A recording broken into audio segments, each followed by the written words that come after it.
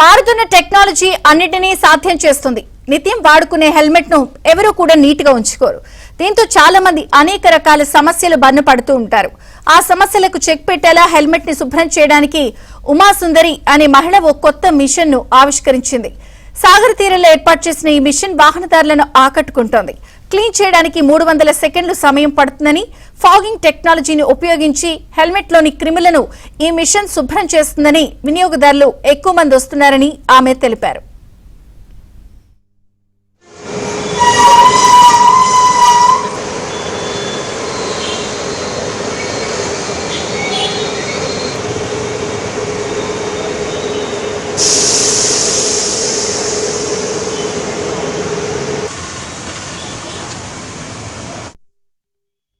ఇది helmet sanitise చేస్తుంది. మనకి ఇక్కడ వైజాగ్ క్లైమేట్ కి చాలా అవసరం అని నాకు అనిపించింది. నేను పర్సనల్ గా చాలా హెయిర్ లాస్, డాండ్రఫ్, ఇంకా మనకి ఉన్న ఫ్రీ టైం కూడా వేరే పనులకి యూజ్ చేస్తాం, కానీ హెల్మెట్ ని క్లీన్ చేసుకోవాలి అని పెద్దగా మనం యూజ్ చేయకపోవచ్చు. సో అక్కడ నాకు కొంచెం గ్యాప్ అనిపించింది.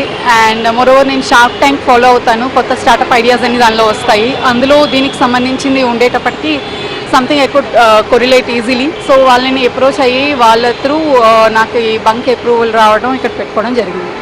89 రూపీస్ పర్ హెల్మెట్ ఛార్జ్ చేస్తున్నామండి.